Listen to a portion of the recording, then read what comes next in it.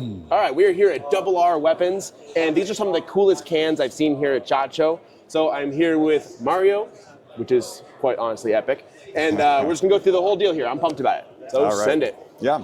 So we have a full line of rifle and pistol suppressors. We are doing cans in 5.56 and 30 cal and in 9mm, as well as 45.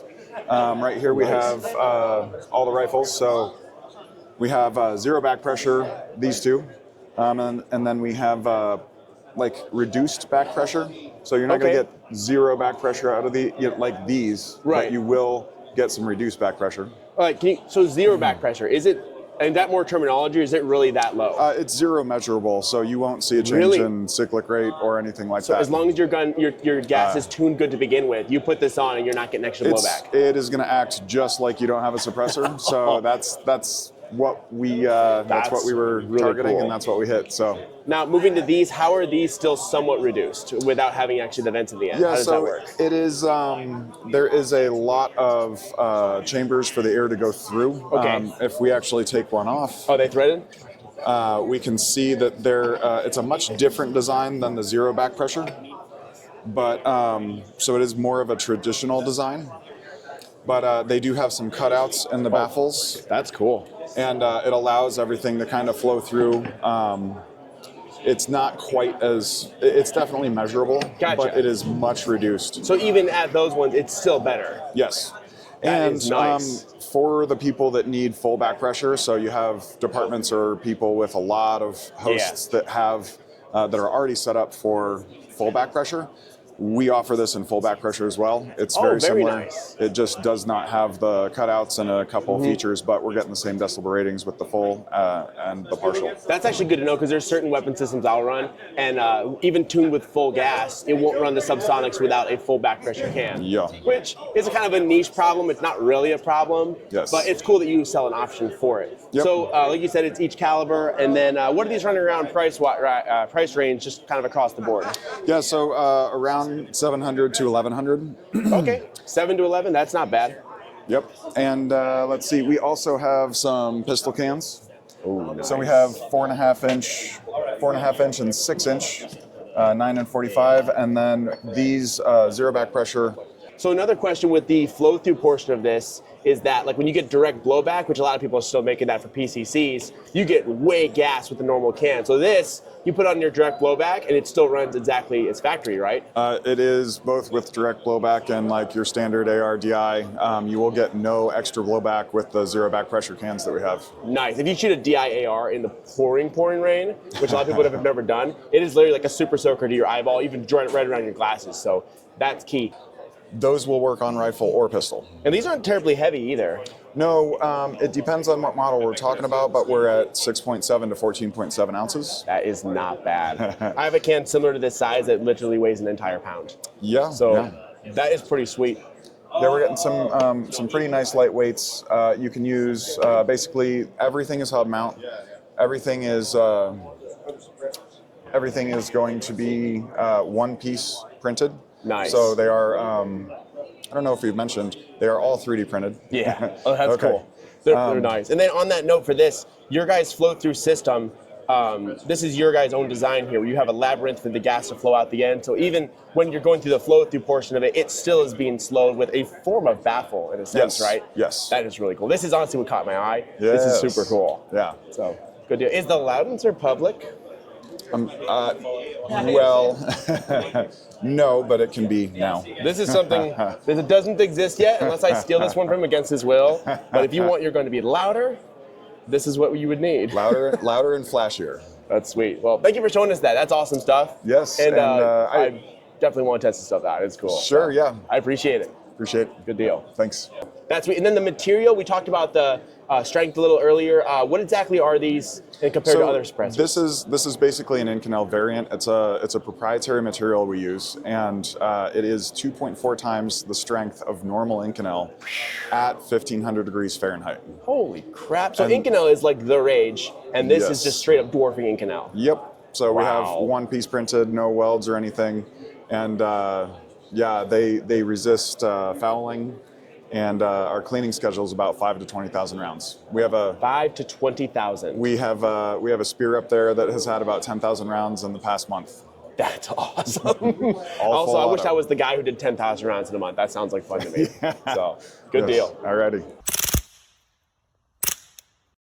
All right, we are at Anaco Suppressors, which I already know and love here at SHOT Show. So I'm going to kind of go through the new stuff they've got. We're talking with Miranda, so I'm pretty excited. So what do we got going on? So a couple of the new things that we have is, so for the 22, we now have a titanium thread insert. The reason why this is so important is because it provides that support in terms of when you're actually threading it onto the barrel. Mm-hmm. Additionally, with aluminum, it tends to gall, so you're actually going to have a stronger securement in terms with the titanium. Oh, nice. And then also in terms of our front caps, we now offer cast-back front caps.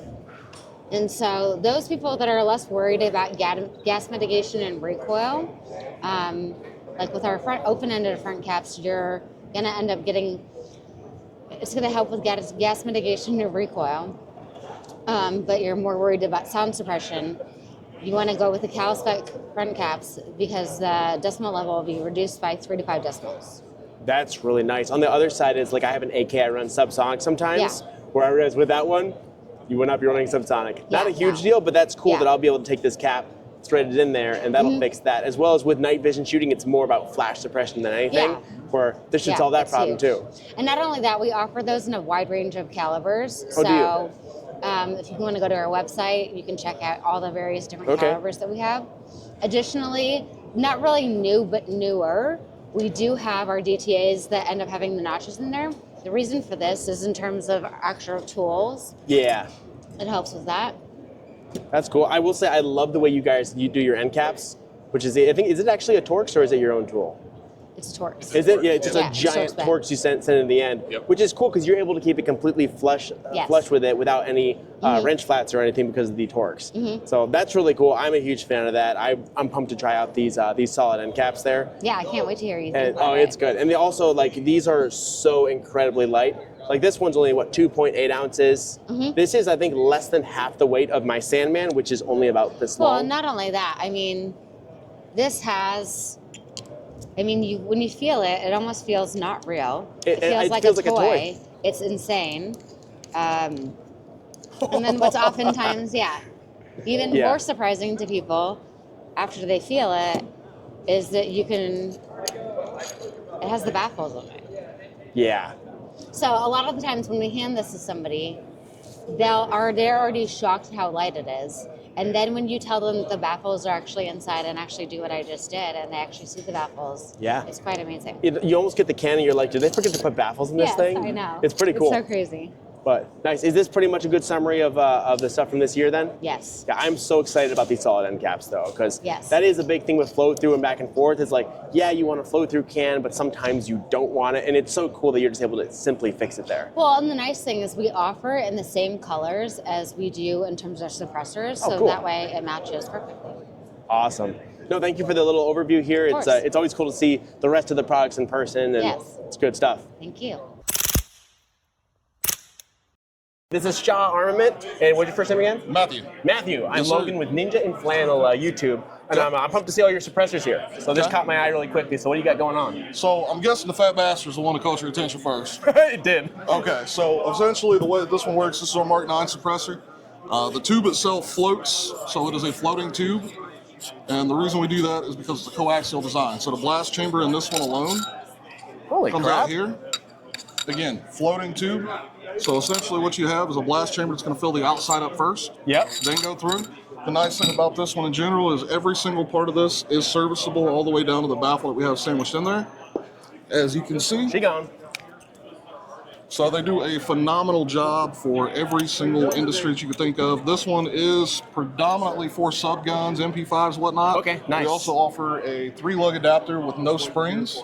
Very nice. Which eliminates that, I've sat it here and now I've got a baffle strike deal. Do you, so these are hub compatible, I'm assuming? Yeah, inch 375 by 24. Very nice. We did stick with that. Usually when it's not hub compatible, unless it's for precision, I'm just kind of moonwalk back out of it. Yeah, because why change something? Everybody in the industry is going that route. You can do whatever you want with it, so that's cool. So this one is 9 mil and 300 blackout sub-rated. Nice. The other thing that we have coming out this year. Before we move on, is this sucker ultra quiet because that giant can? Yes. It's got to be so if you guys quiet. look at NFA Review channel, he just did a review on it. Oh, did he? Yeah, and he absolutely loved this thing. But we were out at Suppress Fest with that, and he heard it kind of third party, and he's like, I want to try that. What do they run around price-wise? This one right around $1,000. Okay, that's right in the ballpark $1,000 nowadays. retail. Yeah, that's sweet. The other thing that we have coming out that you guys might like, you heard of the Jekyll and Hyde. Yeah. Everybody knows Jekyll and Hyde. Oh, yeah. But essentially what we've done is we've taken the modularity portion and we've added a baffle specific. So this one is 5.56 and 30. So 30 cal baffle is built in.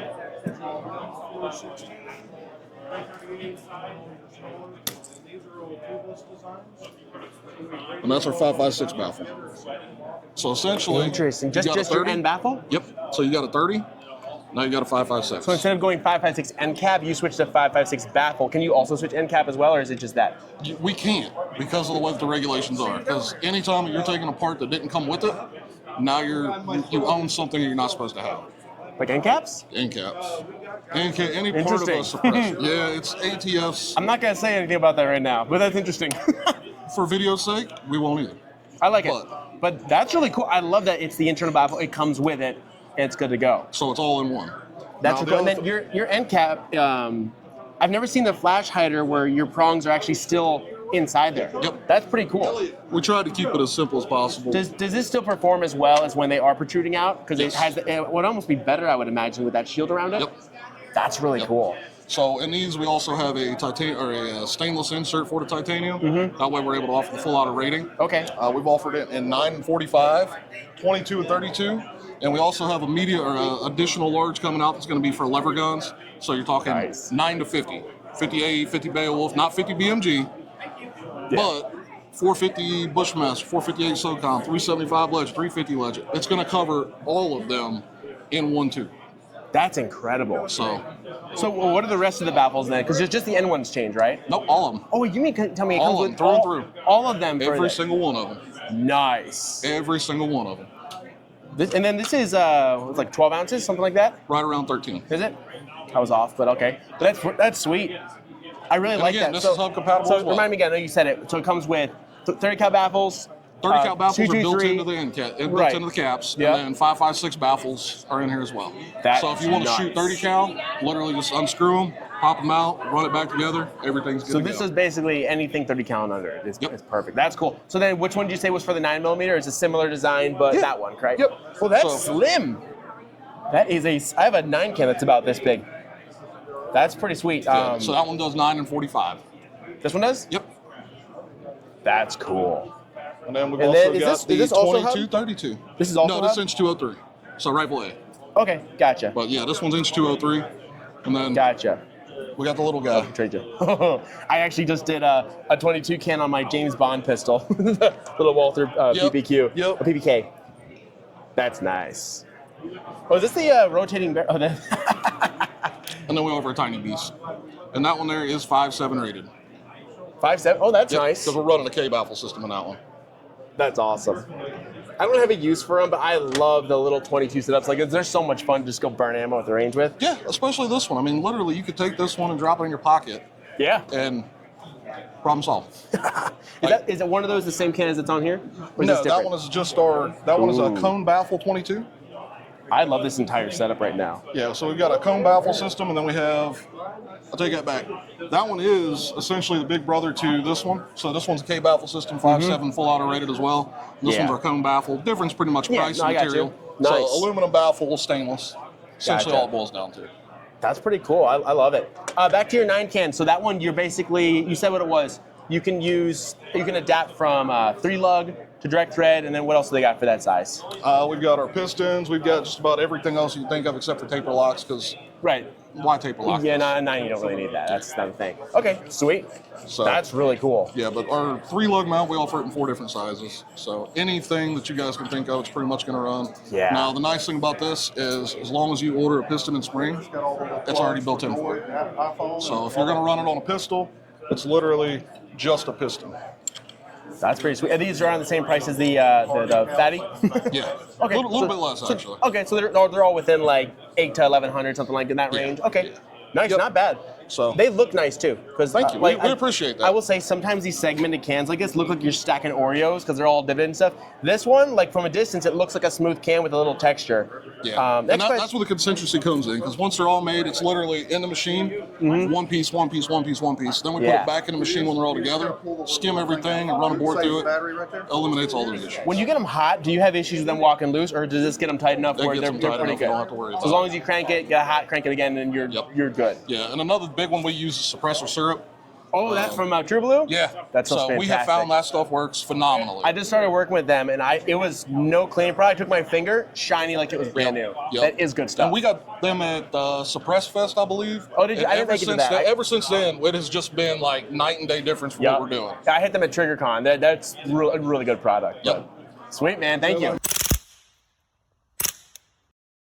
I'm Wade Bader, President of Carbon Research here at SHOT Show 2025, and we're showing our carbon fiber suppressors. A lot of people think that we're like a metal baffle system with carbon covering or carbon tube. That's not the case. The baffles themselves are made out of carbon fiber. The baffles are? The baffles are carbon fiber, and each one has a little titanium tip at the end, and that protects the carbon from the abrasion of the shot. That is really cool. Anything that's threaded is also titanium. So this isn't like a titanium sleeve with carbon fiber like No. Wow, that's insane. Yep. Now, if I remember, carbon fiber has a higher hardness than a lot of steels, correct? It is. That's something I learned light, recently. Very, very strong, but it does not hold up well with friction. Okay, and so we protect each carbon baffle with our little shield up front. And it's very, very special the way that we get the fibers in there, and everything's hand laid. But the ways those fibers are put in position, they're at their maximum efficiency. So 2 questions for you. Last one, first one is heat. How is it when they get just crapping hot? Well, so these will get to 800 degrees. Okay. All right, I think 950 is like cherry red. So I get that. Right. I get that. 800 degrees. But for some reason, you can get there easily with something like a 556. If somebody is determined to warm that thing up to extreme temperatures, it can easily be done with that 556. We do not sell a device specifically for the 556 for that reason. So right now we're good to about 50,000 psi. All right, so that'll take you into a lot of rounds. Right. But we're still not comfortable as a 556 round So, suppressor. question for you: what is, other than being just freaking awesome, what is the benefit of going the carbon fiber route from the other traditional materials? Okay, so obviously very light, right? True, very light. Like our 22 here is 2.1 ounces. And it probably won't spark as bad as the full titanium cans.